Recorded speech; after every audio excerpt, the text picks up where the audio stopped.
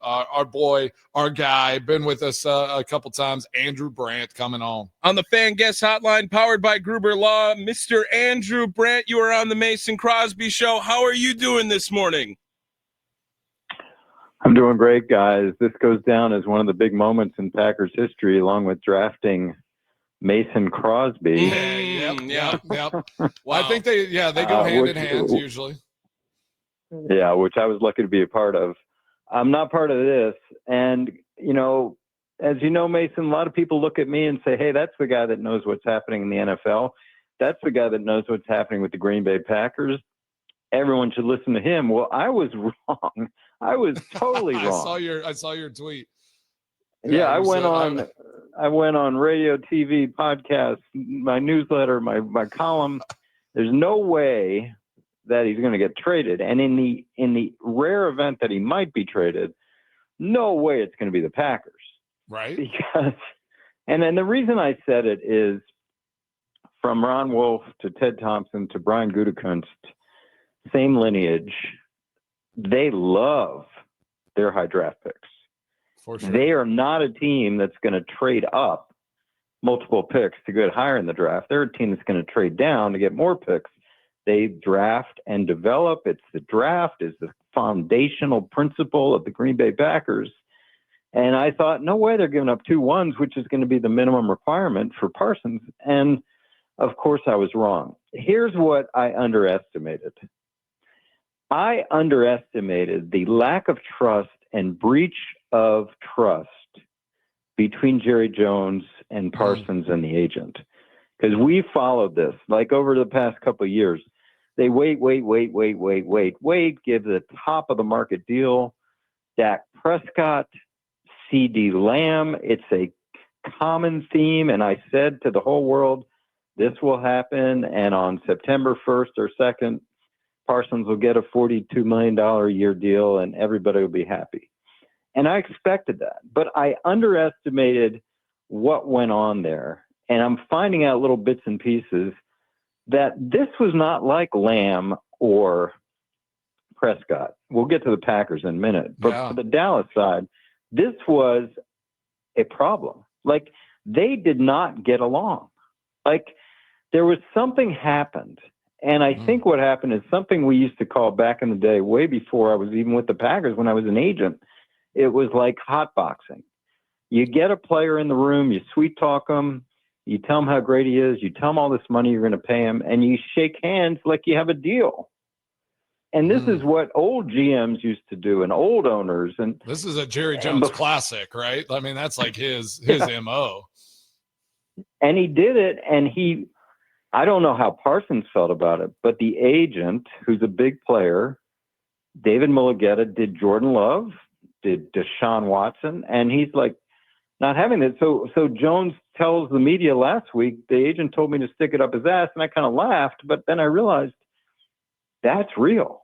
Yeah. Like, this agent's not going to deal with Jones.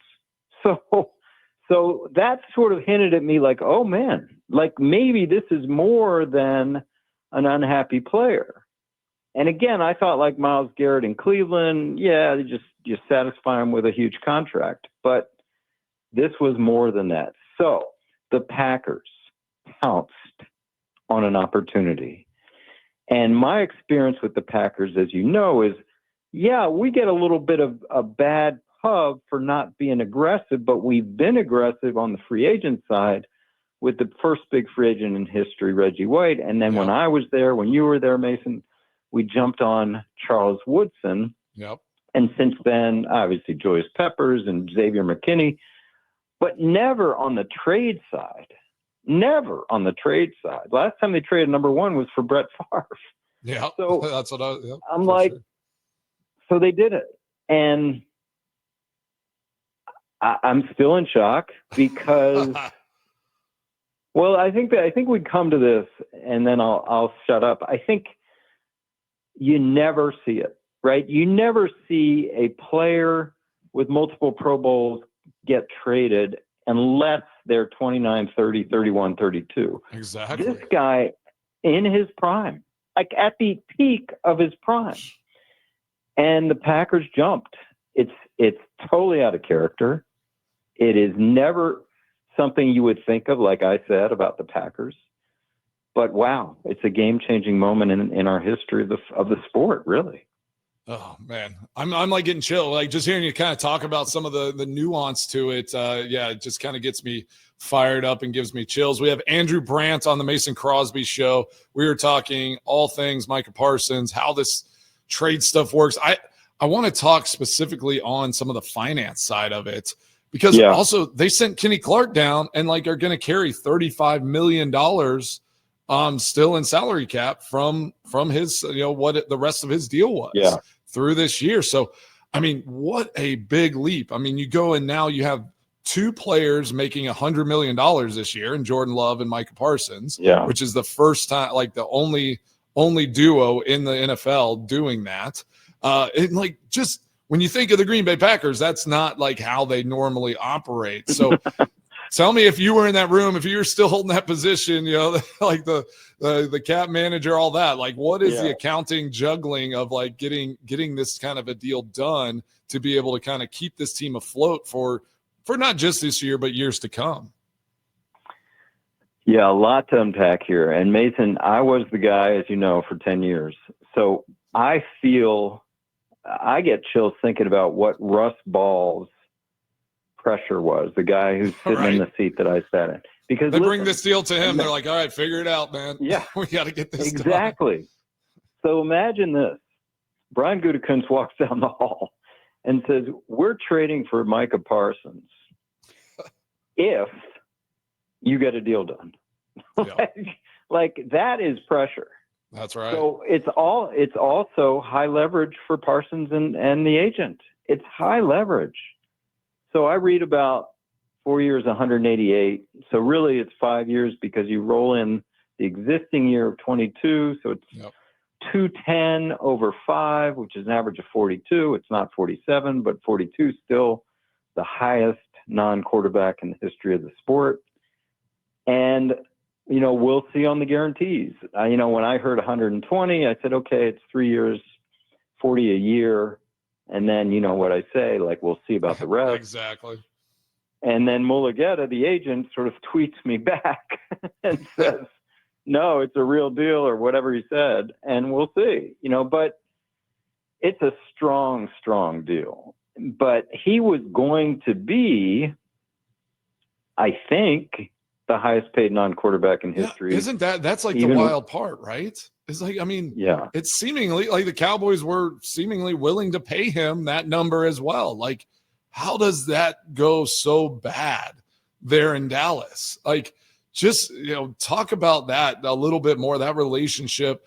And then I have like kind of a, an interesting question for you as well on the Packers side, but just talk, how does that go so bad that you have an offer on the table of $42 million a year? Like they're willing to pay you that, but you just can't get a deal done. And then this whole big trade happens.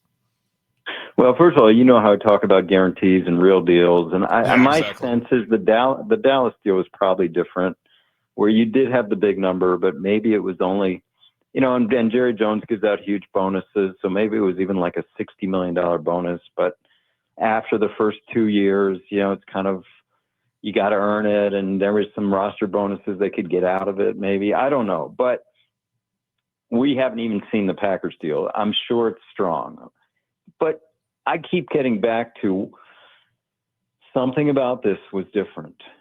And it was different than Myles Garrett in Cleveland. It was different than CeeDee Lamb. It was different than Dak Prescott, where they, again, had all these holdout situations. Something happened where Jerry and Stephen Jones, let's just say it, just pissed them off to an incredible degree, where he's just like, I can't play for this guy. And the agent, I'm sure, was like, yeah, we got to get out of there. It's like, I'll talk to teams. Like, this is not what you want, where it's that old style ownership that treats the players wrong. You can't do that. You can't just hotbox a player these days. I never did that. I negotiated directly with some players, like, where they felt like we had a good relationship. We didn't need an agent, but the ownership doing that is just wrong.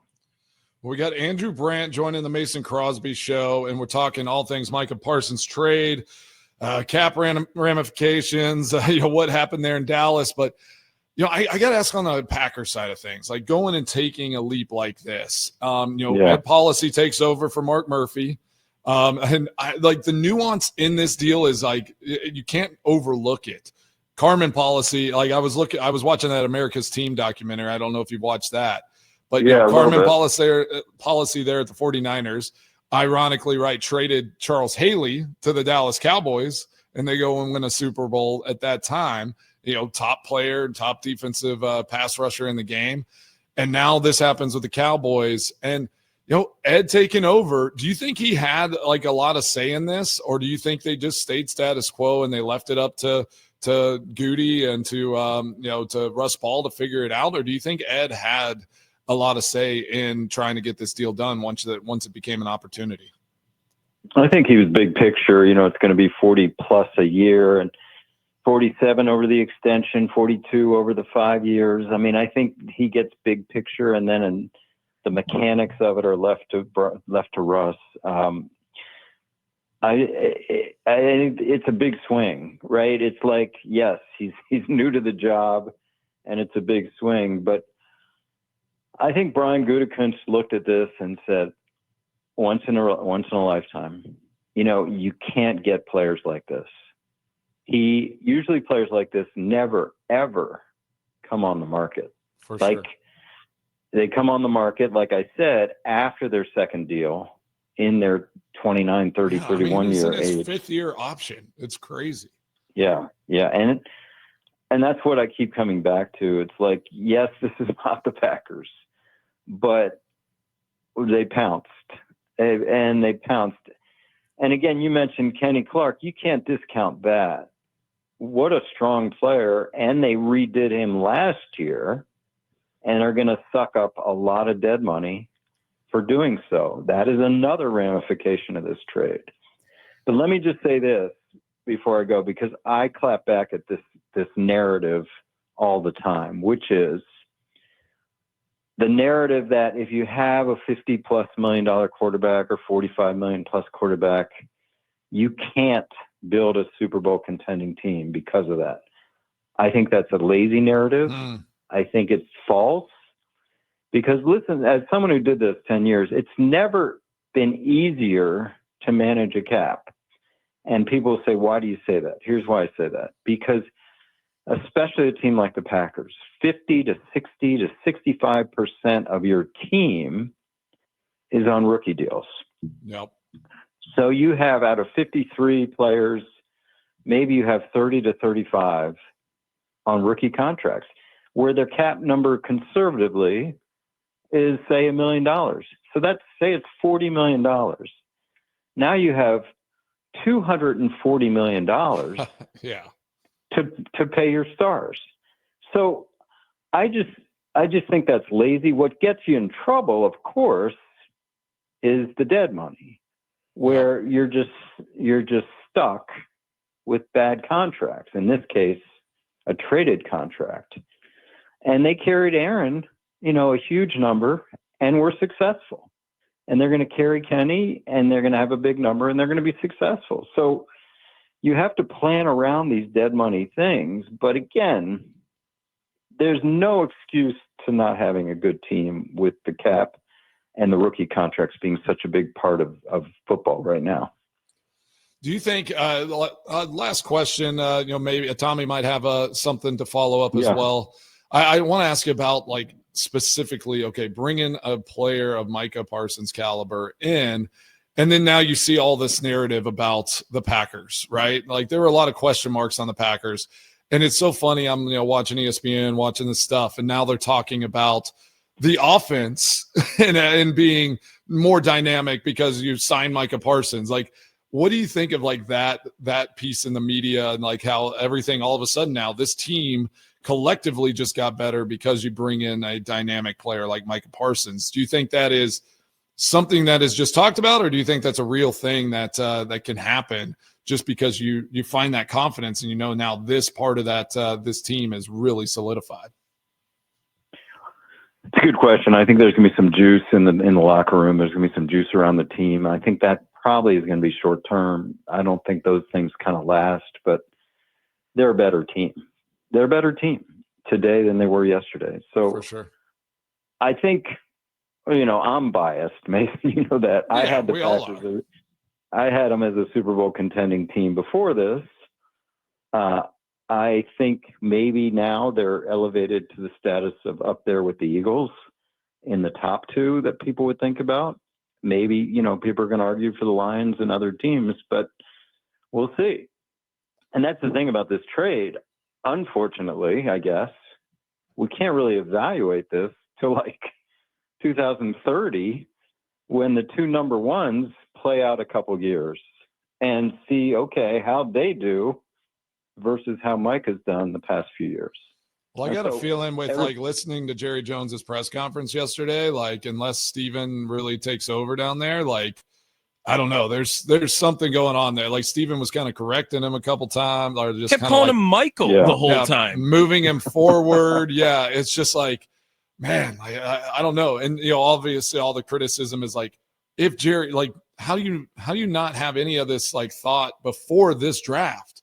You basically traded Micah on 50 cents on the dollar. Yeah. For doing it at this time rather than before the draft. And that's a great point. That's just my only question for you. Andrew Brandt joining us here on the Mason Crosby Show. Andrew, how did this happen behind closed doors so quickly? Or how long do you think that these things speculate? Because there's been rumors about it now for weeks. Was this really just the worst kept secret in the NFL that the Packers were interested? Or do you think it really started to ramp up because the deal got done right as when the trade was happening? So it's happening behind closed doors. I don't know how with a player of this magnitude of Micah Parsons, there's no way this can just happen in one afternoon. It's interesting because I have friends in Dallas, and they're texting me that we're in the worst sports town in the history of the world. Because you have to think about Luka, where they kind of focused in on one team and didn't get their maximum return. And here, you wonder if they just focused on the Packers and didn't get maximum return, and could they have gotten 3 number ones from somebody? Could they have gotten 2 frontline players from somebody instead of Kenny Clark? So you don't know. I don't think this happened right away. I think this moment I keep talking about, whenever the breach of trust between Micah and the team happened, the agent and Micah started feelers. I just think there's been talk, there's been chatter. And again, going back to my first comment, I didn't believe it, but it was real. And I guess my final comment, I've been watching that too, Mason, the America's team. Listen, he will go down as one of the incredible, I don't know what the word is, showmen, business leaders for the NFL, Jerry Jones. Get the attention. The most valuable sports franchise on the earth. But I don't know what's going on. Some of these appearances, like you just talked about yesterday, whatever you say, Jerry, because I don't know if I believe that. What's really going on there? Did they maximize value for the team? They got worse, it seems. And that's a man starving for a championship. So I don't know. And, right now, these are the two of the biggest brands in sports. Packers, Cowboys made a deal. They play in 4 weeks. Everybody loves it. But are we seeing one ascend and one descend? We'll find out. Yeah, just so interesting because, the Packers have had the Cowboys number for a very long time now. And, even Jerry in that America's Team thing on Netflix said how that loss in that playoff game just broke his soul. To the Packers, and then you just trade your best player for, mind you, and I know you saw that, right? The whole time you were there with the Packers, I think the lowest pick that y'all have was 22. It was right. So it's you're getting first round, late first round draft picks.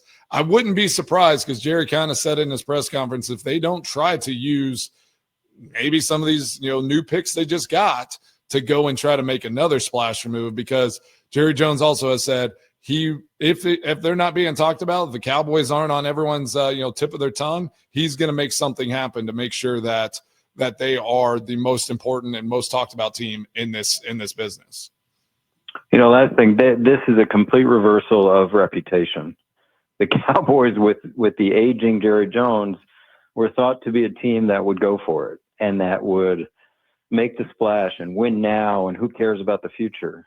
And the Packers have always been the team about the future and draft and develop young players through the draft, not take the big swings. It's a complete role reversal right now. Oh, it's so funny you said that, because Molly, my wife, just said that this morning, and I got to give her a shout out. She said, "Did the Packers just trade to be the Cowboys?" It's like, it was so funny when she said it. I was like, "Oh my gosh!" Like, yeah, it just literally they just traded franchise philosophy in this one deal right at that moment. It was kind of crazy. So, Andrew Brandt joining the Mason Crosby Show. Andrew, I really appreciate you jumping on. I love your insight. I'll keep following all your stuff as this unfolds on Twitter. But keep up the good work, and I really appreciate you jumping on this morning. You got it, guys. So I just did an emergency podcast. So I have a podcast. Emergency, nice. Sports. Yeah, so people can check in and sort of a even more detailed analysis than we just went through on the pod. And of course, my Twitter and Instagram, I'm doing some reels on it too at Andrew Brandt 2 on Instagram. So thanks, guys. Where can they find the podcast, Andrew? Wherever you find your podcast, on Spotify, on Apple Podcasts. It's called The Business of Sports with Andrew Brandt. Awesome. Thank you so much, Andrew Brandt, jumping off the Fan Guest Hotline, powered by Gruber Law. One call, that's all. What a day yesterday, Mace. What a day. I mean, we have an awesome lineup for you guys here today, as it just started with Andrew Brandt, former NFL executive, been on the show before. Now, Ryan Wood's going to join us at 9:30. Dusty Evely going to jump on at 10:20. And really, this is like the Micah Parsons show today for pretty much, the Mason Crosby edition of the Micah Parsons show. I mean, where were you? You were like getting on a plane when you found out, right? Yeah. I was flying back from a golf event. Just jumping on the plane when y'all started texting. I checked all the stuff. I mean, it was coming down. It was happening fast, but awesome. Yeah, so we're kind of building this thing up for you today, talking about the business side of it with Andrew Brandt, kind of like how what this means for the business of football. And now Ryan Wood, we're going to kind of talk about like what it means in like the building and like what this is going to be for the Packers. And then down the line here in the 10 o'clock hour with Dusty Evely, we'll dive deep into like what Micah Parsons is as a player and how he can help this team, because that is going to be the most important thing, right? It's like all this other stuff is what it is, but what is he going to do to make an impact on this football team and help this team get over that hump and get to another Super Bowl? Yeah, this is a massive impact incoming for Micah Parsons and the Green Bay Packers. We'll take a quick break here. Thanks again to Andrew Brandt for jumping on to the Mason Crosby Show. Everyone on short notice because of no one expecting the deal to be completed when it did yesterday, as Micah Parsons is the newest member of the Green Bay Packers. Football talk on the Fan, presented by Paramount Plus. You can't count on much these days, but you can always count on Sundays with the NFL on CBS and Paramount Plus. Watch your local NFL game every Sunday on CBS and Paramount Plus all season long. Visit ParamountPlus.com/NFL to get started today. We're going to see if Ryan Wood's joining us here on the other side. It is the Mason Crosby Show, presented by Verizon, the official 5G network of the Green Bay Packers.